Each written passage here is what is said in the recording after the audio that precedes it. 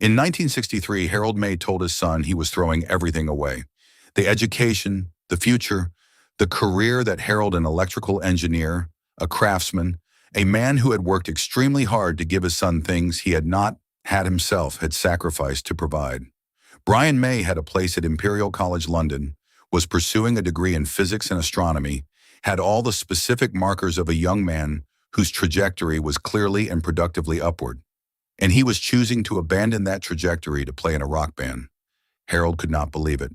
He said so directly, in the way that fathers say difficult things to sons when they have run out of more careful language. You have all this education, you have come this far, I cannot believe you are throwing it all away. The guitar was sitting in its case when he said it. The guitar that Harold himself had spent 2 years building with his son by hand in a spare bedroom converted to a workshop in their small house in Feltham, Middlesex mahogany from a Victorian fireplace mantel, wormholes filled with matchsticks, tremolo built from scratch, pickups wound by hand. Harold had built the instrument that was taking his son away from the life Harold had built for him. Brian May picked up the case and left. He carried that guitar to every stage Queen ever played, and Harold May, who had told his son he was throwing his life away, lived long enough to watch him play it at Live Aid in front of 1.5 billion people. Harold May was not a man who lacked imagination or creative ability. He was an electrical engineer technically gifted, a craftsman who had built the family radio, television, and much of the furniture in their Feltham home. He had a workshop in the spare bedroom where he kept tools and components accumulated over years of doing things himself. He solved practical problems with his hands. He understood how things worked from the inside. When Brian May told him he needed an electric guitar and could not afford a Fender or a Gibson, Harold did not say, "That was unfortunate." He said, "Let us build one." This was not a small offer. It was a 2-year commitment of evenings and weekends, applying skills he had, driven by the parental desire to give a child what they needed, even when what they needed cost more than the family had. The building of the Red Special began in August 1963 and was completed in October 1964. 14 months of spare moments, of evenings in the Feltham workshop, of Harold and Brian working side by side with hand tools. Planes, chisels, saws, and a great deal of sandpaper. The neck was made from mahogany, not new mahogany, not purchased from a timber merchant for the purpose, but a plank of wood from a Victorian fireplace mantel that a friend of the family had been about to throw away. Approximately 100 years old, full of wormholes which Brian May filled, one by one, with matchsticks. The fretboard was oak, painted black to simulate the more expensive ebony. The body was built around a block of blockboard with resonant chambers carved out, the outer skin a thin mahogany veneer. The pickups the components responsible for converting the vibration of the strings into electrical signal. The components that most guitar builders purchase from specialist suppliers, Brian and Harold built themselves, winding the coils by hand. The tremolo system, the mechanism that allows a guitar player to bend the pitch of strings by moving a lever, Brian and Harold designed and built from scratch, going through 3 prototype versions before arriving at the one that worked. They hardened the knife edge of the tremolo over the kitchen stove. Brian made each of the string rollers on a hand drill used as a manual lathe. Harold and Brian had to build specialist tools just to make some of the components. The whole project cost in materials approximately £8. £8.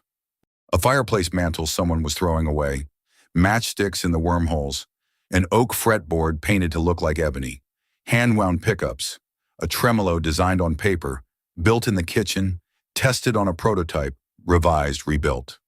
2 years of evenings and weekends. Harold May, electrical engineer, craftsman, father, built this instrument with his son, and then his son used it to join a rock band. And Harold said, "You are throwing your life away." Both things are completely true, and the guitar has been on every stage in the world. Brian May has described the design philosophy of the Red Special in terms that reveal what he and Harold were trying to do. Not a copy of a Fender or a Gibson, something better than either. Greater range of sounds, a more sophisticated tremolo, the specific capacity to feed back through the air in a controlled way. Brian had seen Jeff Beck using feedback as a musical tool, the guitar alive to the physical space around it. He wanted an instrument designed from the beginning to have this quality. Harold's engineering knowledge made the precision design possible. Brian's musical vision made the engineering purposeful. Together they built something neither could have built alone. A guitarist's dream built with an engineer's rigor. Not built to be affordable, built to be better than anything money could buy. Harold May's objection was not unreasonable from where Harold stood. He had worked hard, made sacrifices, the specific sacrifices of a working-class English family, giving a child the educational opportunities the parents had not had. Brian had a place at a respected university, studying physics and astronomy. A rock band was not the future Harold understood as the reward for that investment. Brian May has described his father's position with genuine empathy, rather than dismissal and honest acknowledgement that from Harold's perspective, the objection was logical. Harold had spent 2 years building a guitar with his son. He had not built it so that his son could leave university. But that is what had happened. Brian May left the trajectory Harold had built for him and joined Queen. He was 4 years into a PhD in astrophysics when he made the final decision, not an impulsive choice, not a teenager's whim, but a considered decision made by someone who knew exactly what they were choosing and what they were leaving. He took the guitar. It went with him to the first Queen rehearsals, to the first Queen gigs, to the Trident Studios sessions that produced the first Queen album in 1973, to the tours that followed. The Red Special was not a backup instrument or a secondary guitar used for specific sounds.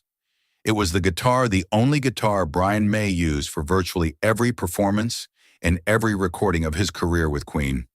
Every note on every Queen album was played on the instrument that Harold May had built in the Feltham workshop. Every concert from the small English venues of the early 1970s to the stadiums of the late 1970s and 1980s was played on 8 pounds of Victorian fireplace mantle, matchstick-filled wormholes, and hand-wound pickups. Every note on every Queen album, every concert from the beginning to the end. The guitar Harold and Brian built in the Feltham workshop in 1963 and 1964.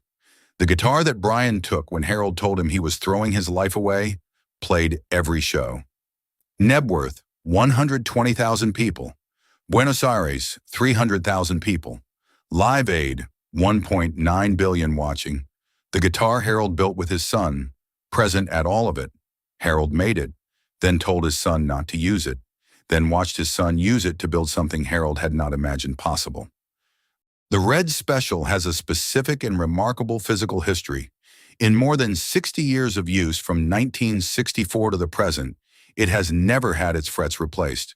The original frets that Brian and Harold fitted in the Feltham workshop in 1964 are still in the guitar today, worn by 6 decades of playing but never substituted. The truss rod, the steel rod that runs through the neck of the guitar and provides structural resistance against the tension of the strings, has never needed adjustment. In an instrument of this age and this level of use, these facts are extraordinary. Harold May and Brian May built the neck from 100-year-old Victorian mahogany wood that had already dried and settled for a century before it was carved, and the quality of that wood, combined with the quality of Harold's engineering, produced a neck that has maintained its stability for 6 decades of international touring. The guitar has been repaired, restored, and occasionally damaged over the years, but the original frets and the original truss rod remain. Harold May built something that has lasted.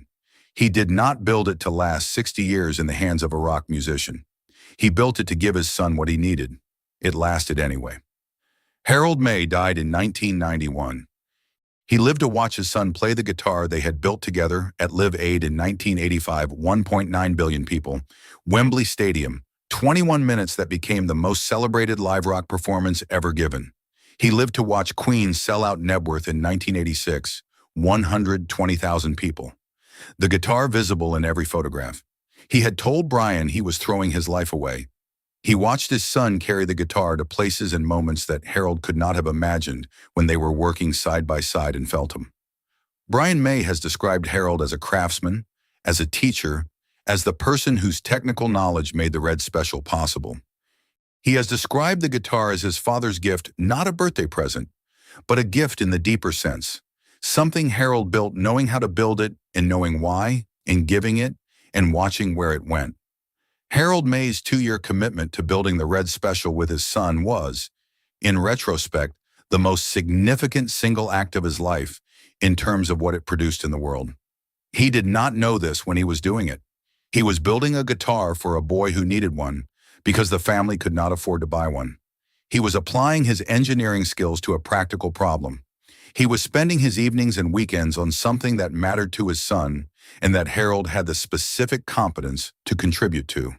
He was not building a legacy, he was building a guitar. The legacy is what happened to the guitar when the boy took it and left. Harold told Brian he was throwing his life away. Brian did not throw his life away. He built something with it, with the guitar, with the music, with the specific combination of technical rigor and creative ambition that Harold had unknowingly transmitted to him through 2 years of building something better than what money could buy. The argument Harold made was about the wrong thing. The life Brian built with that guitar was exactly the life Harold had been building him toward, just in a form Harold had not expected. Harold said, "You are throwing your life away." What he meant was, you are abandoning the trajectory I built for you. What he did not see was that the trajectory was in the guitar. That everything Harold had given Brian, the engineering precision, the insistence on doing things properly, the patience to spend 2 years making something right rather than quickly, was in the Red Special. Harold built the instrument of the life he thought his son was abandoning. He just didn't know what kind of life it was building toward. Harold May died in 1991. He did not live to see the 3rd of June, 2002, when Brian May stood on the roof of Buckingham Palace and played the national anthem on the Red Special to open the Queen's Golden Jubilee concert, the single most watched solo guitar performance in British history, broadcast live to 200 million people. The guitar that Harold and Brian had built in the Feltham workshop in 1963 and 1964 was on the roof of the first building in the land. Brian May has acknowledged this absence, not with grief exactly, but with the specific quality of a person who is aware of what a moment contains and of who is not present to see it. Harold had told his son he was throwing his life away.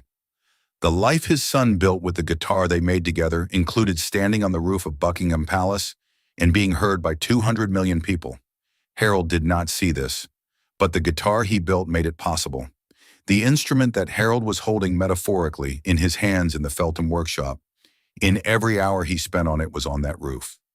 The Red Special is still the guitar Brian May plays more than 60 years after it was completed in Feltham, still his primary instrument at Queen Plus Adam Lambert concerts in recording sessions. Replicas have been manufactured. None of them are the original. The original is the one with the 100-year-old mahogany neck, the matchstick-filled wormholes, the hand-wound pickups. Still going. Still the same guitar. Every time it is played, it is the product of a father who said, "Let us build one," and a son who said yes, and 2 years in a spare bedroom workshop that produced something that has lasted 60 years and counting. 60 years. Original frets, original truss rod, never replaced. The hand-wound pickups Harold wound still functioning. The matchsticks still in the wormholes. The Victorian fireplace mantle still holding its shape under the tension of 6 decades of strings. Harold May built something that lasts. He told his son he was throwing his life away. The guitar he built with his son is still playing. Harold is not here to hear it, but it is still the same guitar, still the one they made together, still exactly as Harold built it. That is what the guitar proved. Harold May told his son he was throwing his life away. He was wrong. He was wrong in the specific way that a parent can be wrong about a child. By measuring the child's future against the future the parent had imagined and finding it wanting without being able to see the future the child was actually building.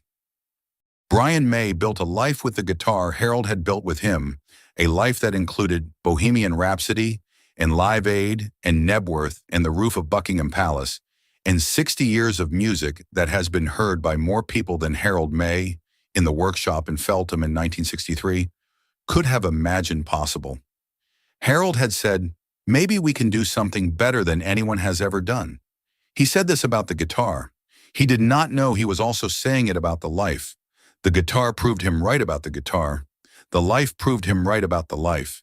He was wrong about his son throwing it away. Everything else he said in that workshop turned out to be accurate.